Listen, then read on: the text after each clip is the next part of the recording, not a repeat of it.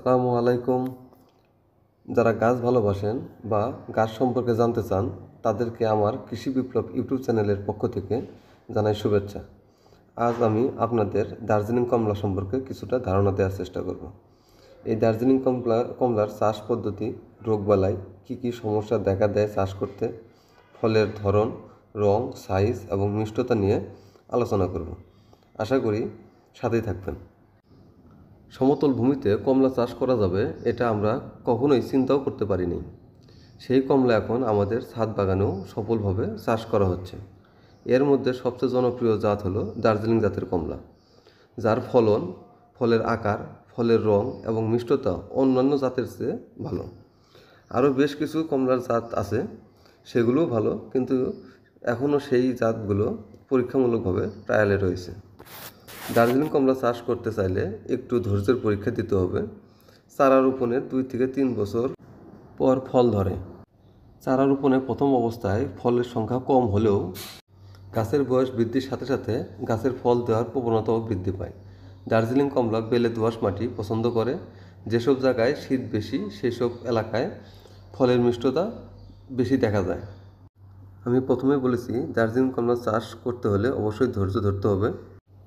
এর কারণ হলো, দার্জিলিং কমলা গাছে ফুল আসে জানুয়ারি মাসের শেষে অথবা ফেব্রুয়ারি মাসে, আর ফল হারভেস্ট করতে হয় ডিসেম্বর মাসে। তার মানে প্রায় বছর জুড়েই ফল গাছে থাকে। যেহেতু 10 মাসের মতো গাছে ফল থাকে, তাই এই ফলকে প্রাকৃতিক দুর্যোগ মোকাবেলা করতে হয় অনেক বেশি, যেমন খরা, অতিবৃষ্টি, ঝড়, শিলাবৃষ্টি এবং অতি রোদের কারণে ফলের সানবার্নের মতো সমস্যা দেখা দেয়। তারপর রয়েছে পোকামাকড়ের আক্রমণ। পোকামাকড়ের মধ্যে রয়েছে লিফ মাইনার, মাকড় এবং ফল ছিদ্রকারী পোকা ইত্যাদি। তবে প্রতি মাসে একবার কীটনাশক ব্যবহার করলে এ সকল পোকা থেকে ফলকে রক্ষা করা যায়। গাছের খাদ্য হিসেবে দিতে হয় গোবর সার, ক্যালসিয়াম, ম্যাগনেসিয়াম, পটাশ, ডিএপি সার, ইউরিয়া সার। এত কিছুর পর যখন অক্টোবর থেকে নভেম্বর মাসে ফলগুলো হলুদ হয়ে যায়, তখন মনে হয় এত কষ্ট সবই সার্থক হয়েছে, মনটা আনন্দে ভরে যায়। তবে জাত সিলেকশনে সাবধান হতে হবে, সঠিক জাত সংগ্রহ করতে হবে। একটি ফলের ওজন প্রায় 150 থেকে 200 গ্রামের মতো হয়, যা যথেষ্ট ভালো সাইজ, এবং ফল পাকলে হলুদ বর্ণ ধারণ করে। এখন মিষ্টতা পরীক্ষা করব, দেখি ভিতরে কি অবস্থা আছে।